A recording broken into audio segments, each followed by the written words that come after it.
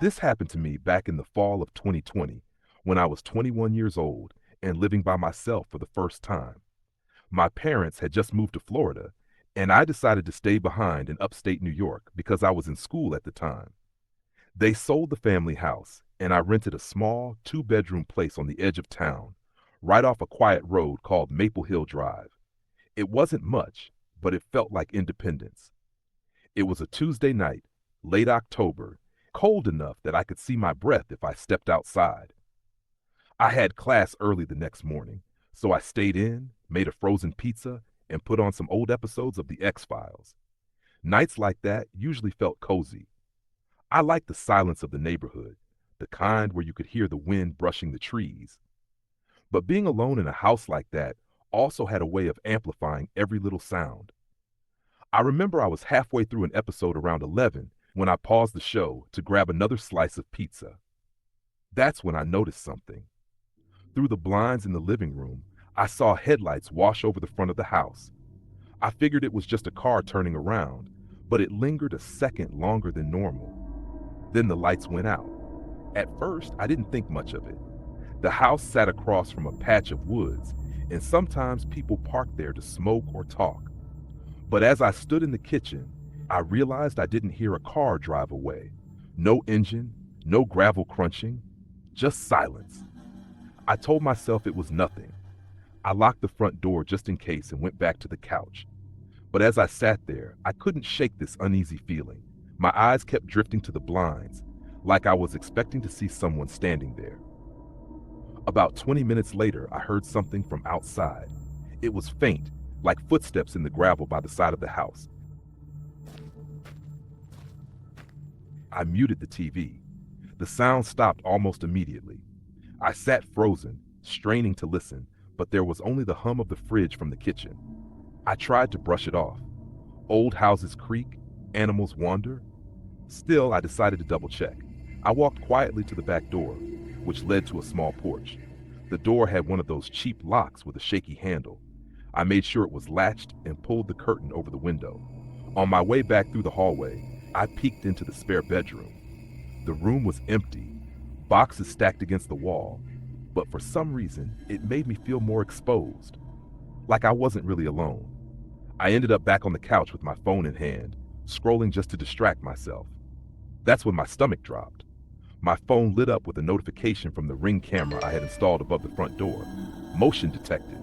I hesitated, then opened the app. The feed loaded slowly, but when it did, I saw someone. A man was standing at the edge of the walkway, facing my house. He wasn't on the porch, just far enough back that the motion sensor caught him.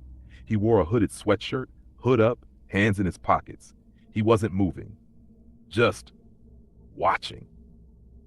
My first thought was to call the police, but I hesitated. He hadn't done anything illegal yet. I told myself maybe he was lost, maybe waiting for someone. Still, I kept the phone in my hand and watched the feed. After what felt like forever, he turned and walked out of frame. I should have felt relief, but instead the pit in my stomach grew. Because I never saw or heard a car leave, I locked myself in my bedroom after that. I even pushed my desk chair under the doorknob, which in hindsight was ridiculous, but it made me feel safer. I left the Ring app open and the volume up. I lay there, eyes glued to the screen, refreshing every few seconds. Sometime after midnight, I must have dozed off. I woke up to a sound that still makes my chest tighten when I think about it.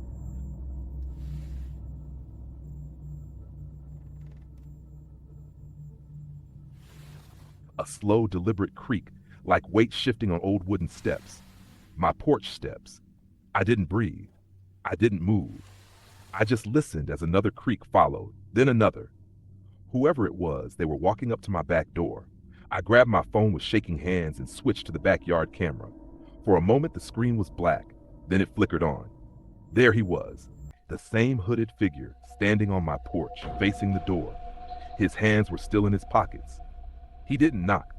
He didn't try to open the door. He just stood there. I don't remember making the decision to call 911, but I know I did, whispering to the operator that someone was outside my house. She told me to stay quiet, stay on the line, and that officers were on their way. The man must have heard something, because right then, He leaned closer to the glass of the door. His hood shadowed most of his face, but I could see the edge of his mouth curl into what looked like a grin. Then he tapped one finger against the glass. Just once. I wanted to scream, but nothing came out. A minute later, he walked off the porch and disappeared into the yard. The operator told me to stay put until police arrived. When the flashing lights finally came down Maple Hill Drive, I felt like I could breathe again. The officers searched the yard and the woods but didn't find anyone. They told me it was probably some drunk guy messing around, but I knew from the way he stood there, from the way he smiled, that it wasn't random. I didn't sleep the rest of that night, and I didn't stay in that house much longer either. I broke my lease 2 months later and moved in with a friend closer to campus. But sometimes, even now, I wake up in the middle of the night, convinced I heard that same slow creak of footsteps on the porch. And every time I close my eyes, I can still see that faint grin pressed against the glass.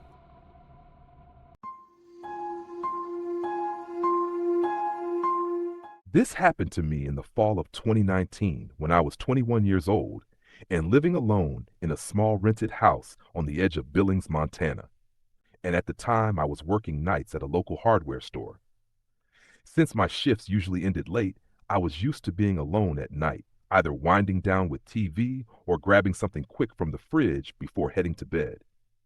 The house itself was nothing special. 1 floor, 2 bedrooms, an old furnace that clicked and groaned in the winter, and a long driveway lined with pine trees. It wasn't isolated exactly, but my closest neighbor was a good half-mile down the road, and when the sun set, the woods around my place seemed to swallow every bit of light. The silence at night was the kind that made you hear your own heartbeat. It was a Saturday evening in late October. I had the weekend off, and I remember I was sprawled on the couch with a bowl of chips, flipping between college football and some late-night horror marathon. It was just past 11, and the wind had started to pick up outside. Leaves scraped along the porch, tapping against the door every so often. At first it was comforting, familiar sounds of autumn. But that comfort didn't last. Around midnight, I heard what I thought was a car slowing down near the end of my driveway.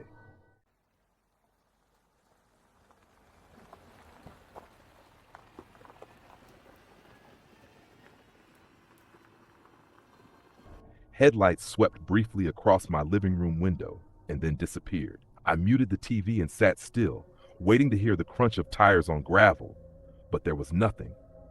Just silence, then the wind again. I tried to brush it off, telling myself someone must have turned around, but something about it felt strange. A few minutes later, while I was in the kitchen rinsing my bowl, I heard a soft knock at the back door.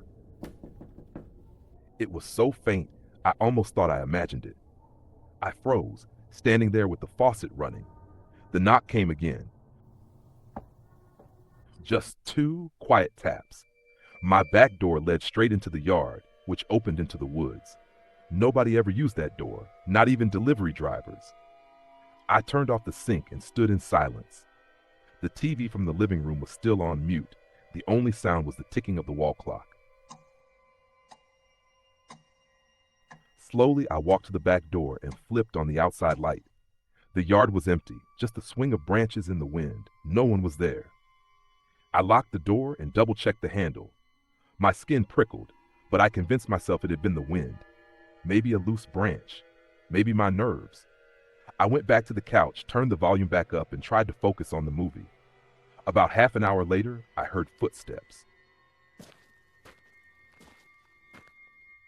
Slow, deliberate steps crunching across the gravel driveway. They came closer, stopping just outside my front porch. My heart started hammering in my chest. I muted the TV again, straining to hear. The steps shuffled once more, then silence. I crept to the window beside the front door and pulled the curtain back just enough to peek out. Under the porch light, I saw something that still makes my stomach drop when I think about it. A stack of small rocks, carefully piled in the center of the steps. There was no one around, no car in sight, just that unsettling little tower of stones. I stepped back, every hair on my body standing up. The thought of someone being on my porch, arranging those rocks while I was sitting just a few feet away, made me feel sick. I grabbed my phone and considered calling the cops, but what was I going to say? Someone stacked rocks on my porch? I decided instead to turn off all the lights, hoping whoever it was would think I'd gone to bed. I sat in the dark, barely breathing, listening to every creak and pop of the house. Minutes passed. Then, from the back of the house, I heard the doorknob rattle. It wasn't loud, just a soft jiggle like someone was testing it. I froze, clutching my phone, my thumb hovering over the keypad. The rattling stopped, replaced by silence. I couldn't tell if they were still there, standing just outside in the dark, waiting. I don't know how much time passed, maybe 10 minutes, maybe 20. I finally worked up the courage to dial the sheriff's office. I whispered into the phone, explaining that someone might be on my property. The dispatcher told me a deputy was on his way. While I waited, I stayed crouched by the couch, staring at the hallway that led to the back door. That's when I noticed something else. A faint sound, almost like scratching, coming from the wood of the door itself. It was subtle, but steady. I couldn't bring myself to check. When the deputy finally arrived, his headlights lit up the whole front yard. I rushed outside as soon as I saw him. He walked the property with a flashlight, checking the back door and the porch. The rocks were still there, stacked neatly. On the back door, right below the handle, the deputy shined his light inside. Someone had carved a single word into the wood, one word, scratched deep into the paint. Stay. The deputy asked me if I had any enemies, or if I'd had problems with anyone lately. I told him no. He filed a report, circled the property again, then told me to keep my doors locked and call if anything else happened. That night, I didn't sleep.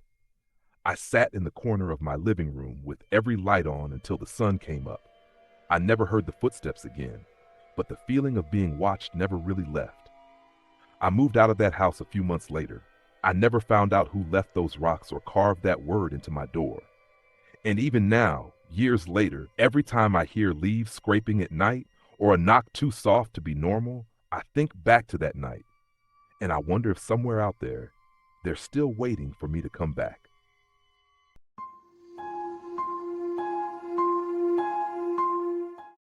This happened to me in the fall of 2018 when I was living alone in a small rented house on the outskirts of Columbus, Ohio. I had just turned 23, working late shifts at a car dealership, and I was trying to save money, so I rented this old single-story home on a quiet street called Willow Creek Drive. The neighborhood wasn't bad, but the house itself had a reputation among locals for being creepy. I didn't care much. It was cheap, it had 2 bedrooms, and it gave me my first real taste of living on my own. I remember this one night very clearly.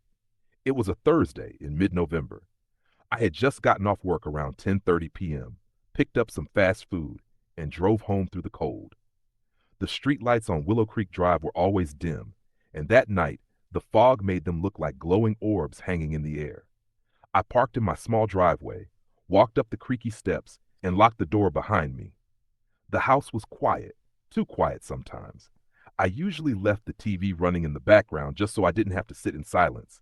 That night, I turned on an old sitcom rerun while I ate in the living room. I remember feeling unusually tired, so after finishing my food, I cleaned up and decided to head to bed early. The house always made noises when it got cold, wood expanding, pipes groaning. I was used to it. But around midnight, as I lay in bed scrolling through my phone, I heard something that wasn't the usual settling. It sounded like footsteps on the gravel driveway outside. I froze and listened. After a few seconds, it stopped. I told myself it was probably just an animal, maybe a raccoon or a stray cat. I tried to shake it off, but then there it was again.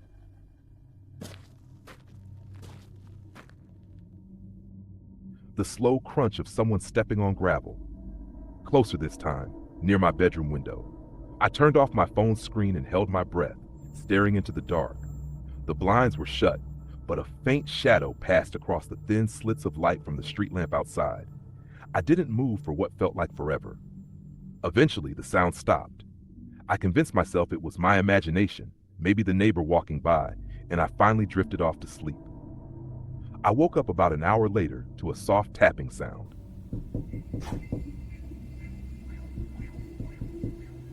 This time, it wasn't outside, it was inside, somewhere near the living room.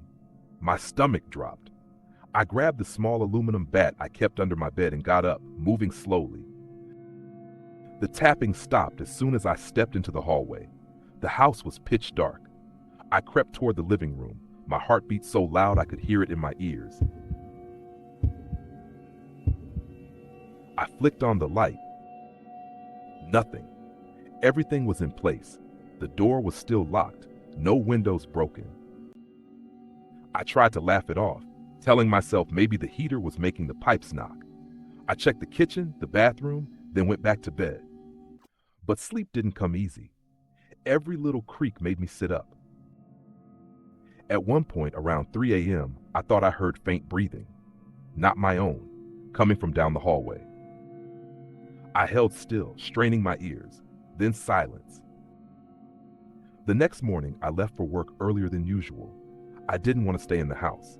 When I got back that night, everything seemed normal. I almost managed to convince myself the whole thing was in my head, but the following night proved me wrong. I was lying in bed again, scrolling my phone, when I heard it. The crunch of gravel. My blood ran cold. I set my phone down and gripped the bat. This time I didn't wait. I pulled the blinds open just a crack. There was someone standing at the end of my driveway, a man, just barely in the glow of the streetlight. He was wearing a dark hoodie with the hood pulled up, hands in his pockets, facing directly toward my house. I froze at the window. He didn't move, didn't walk closer. He just stood there, staring. I backed away and turned off my bedroom light, watching from the corner. After maybe 5 minutes, he walked off into the darkness. I barely slept that night. The next evening, I called one of my coworkers, a guy named Anthony, and told him about it. He said it was probably some drunk wandering the neighborhood, and I shouldn't worry too much. That was easy for him to say. He didn't have to go back to that house alone. That night, I triple-checked every door and window. I left a light on in the kitchen. I even kept my shoes on, just in case I had to run. Around 2 in the morning, the sound came again. The gravel. But this time, it didn't stop at the driveway. The footsteps came right up to my front porch. My chest tightened as I heard the unmistakable someone trying the doorknob. Slowly, gently, testing it. I gripped the bat so hard my hands hurt. My phone was in my pocket, but I was too scared to make a sound. The knob jiggled a few more times, then stopped. Silence. I sat there shaking, waiting for the next sound. And then the tapping started again. But this time, it was on the inside of the house. I almost dropped the bat. My mind was racing. How could that be possible? I had locked every door, every window. I stood frozen in the hallway, trying to figure out where it was coming from. Then I realized it was the bedroom at the end of the hall, the one I never used. I didn't want to, but I forced myself to step closer. The door to that room was shut, same as always. My hand trembled as I reached for the knob. I pushed it open quickly, bat raised. Nothing. Just an empty room, except the window was cracked open an inch. I slammed it shut, locked it, and backed out of the room, my entire body shaking. I ended up calling Anthony and begging him to come over. He thought I was exaggerating, but he stayed the night. Of course, nothing happened while he was there. A week later, I broke the lease and moved out. I didn't care about the fees. I didn't even pack everything. I just wanted to get out of that house. But here's the part that keeps me up even now. A few months later, I got a call from the landlord. He was trying to track me down because the new tenant complained about strange noises. The landlord wanted to know if I had ever experienced anything. I told him no and hung up. Because what was I supposed to say? That some nights, when I was lying in that dark hallway, listening to the tapping, it sounded less like someone knocking, and more like someone scratching, trying to get out.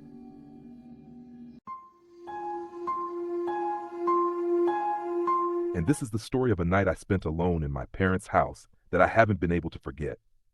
It was the summer after my senior year of high school, back in 2018. My mom, dad, and younger sister had driven up to Portland for a weekend wedding, but I'd stayed behind, wanting to hang out with my friends and enjoy what I thought would be a couple of peaceful, responsibility-free nights. Our house was a split level on a quiet cul-de-sac called Hemlock Drive, in a neighborhood that was just old enough for the trees to be big and the houses to feel settled. I'd been alone before, of course, but never for a full weekend. That first night, Friday, was totally normal. I ordered a pizza, played video games, and it was great. Saturday is when it all went wrong. I'd spent the day at the mall with my friends and got home around 7. The sun was starting to go down, casting long shadows across the driveway. I remember the house felt still, too still. I shook it off, blaming my nerves on some dumb horror movie we'd talked about earlier. I locked the door behind me, deadbolt and all, and went about my night. I made a frozen lasagna, scrolled through my phone, and put on a comedy show for some background noise. Everything was fine until about 10:30 p.m. I was in the kitchen getting a glass of water when I heard it. A faint, rhythmic tap coming from the backyard. It sounded like it was coming from the sliding glass door that led to the patio. My heart did a little flip, but I told myself it was just the branch of the old oak tree scraping against the gutter like it sometimes did in the wind. I walked over to the door, peered through the blinds into the pitch-black backyard, and saw nothing. The branch was there, but it was perfectly still. There was no wind at all. I stood there for a full minute, listening, but the tapping had stopped. I shrugged, finished my water, and went back to the living room, making sure to close the kitchen door behind me. An hour later, I was half watching the TV when the power went out. Not just in my house, but the entire street. The screen went black, the hum of the refrigerator died, and the only light was the faint blue glow of my phone. Total silence. I fumbled in a drawer for a flashlight, my hands feeling clumsy. I found one and clicked it on, its beam cutting a shaky path through the dark living room. That's when my phone buzzed with a text. It was from my mom. "Hey, sweetie, just checking in. The storm here is crazy. Power's out all over. How are things there?" I texted back, "Power's out here too. All good though." I hit send. A few seconds later, a response popped up. "Okay, good. Love you." I was about to type "love you too" when a second text from her came through immediately after the first. It just said, "Don't go into the basement." I stared at the screen. That was weird. My mom would never say something like that. The basement was just a basement. Laundry, my dad's old workout gear, nothing scary. I typed back, "Why?" No response. The message just showed as delivered. I tried calling her. It went straight to voicemail. Maybe the storm had knocked out a cell tower too. I tried to rationalize it. She must have meant to text my dad about something down there. A leak maybe, and sent it to me by mistake. Yeah, that had to be it. I decided the best thing to do was just go to bed. Sleep through the blackout. I took the flashlight and started heading upstairs. My room was at the end of the hall. As I passed my parents' bedroom, the beam of my light swept across their door, which was slightly ajar, and I froze. That door had been closed. I always closed it when I was alone because the room felt too big and empty otherwise. I was sure of it. I pushed it open slowly, the beam of the flashlight shaking as I panned it across the room. The bed was made. Everything was in place, but the window was open, the curtains fluttering slightly. The screen was missing. My blood ran cold. I never opened that window. I backed out of the room and ran to my own, shutting the door and jamming my desk chair under the knob. I sat on my bed, clutching the flashlight, listening so hard my ears started to ring. The house was a tomb. Then I heard it. A low, quiet creak from the hallway floorboard right outside my door, the one that always squeaked. Someone was out there. I didn't breathe. I just stared at the thin line of darkness under my door. Then a shadow moved across it, blocking the light. They were just standing there. I could hear a soft, almost silent breathing. I reached for my phone on the nightstand, my hand trembling so badly I almost dropped it. The screen lit up. I had one bar of service. I had to call the police. As I went to dial, a new text message appeared at the top of the screen. It was from my mom's number. "I can see your light through the door." The world dropped out from under me. That wasn't my mom. Whatever was standing on the other side of that door was the one texting me. It was in the house with me, and it had her phone. I dropped my own phone in sheer terror. It clattered on the floor, the screen facing up. A moment later, it lit up with another text. "Let me in."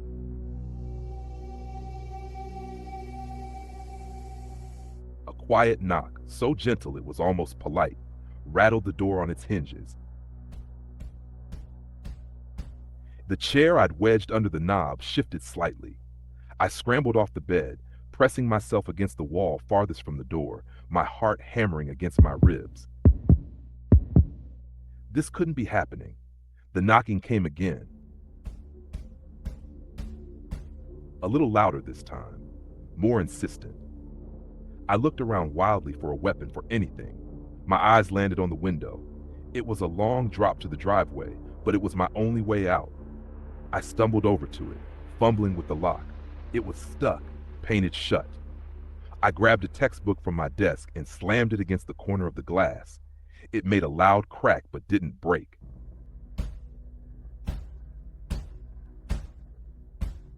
The pounding on the door immediately became furious. It wasn't a knock anymore. It was a violent, angry hammering. The wood began to splinter around the lock. The chair screeched as it was shoved inward. With a final desperate swing, I shattered the window. The noise was explosive.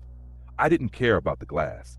I just climbed through, cutting my hands and arms on the shards, and fell, landing hard on the asphalt of the driveway. I didn't stop.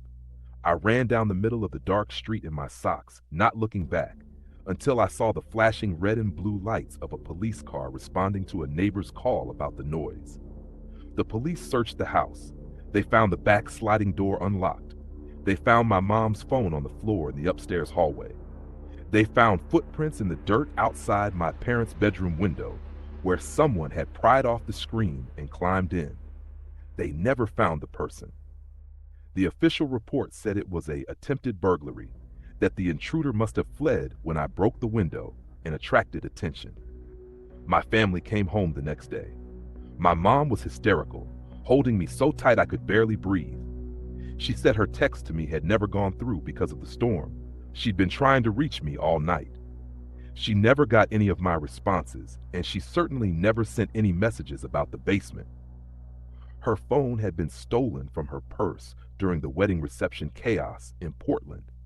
She thought she just lost it. The police told us it was a coincidence.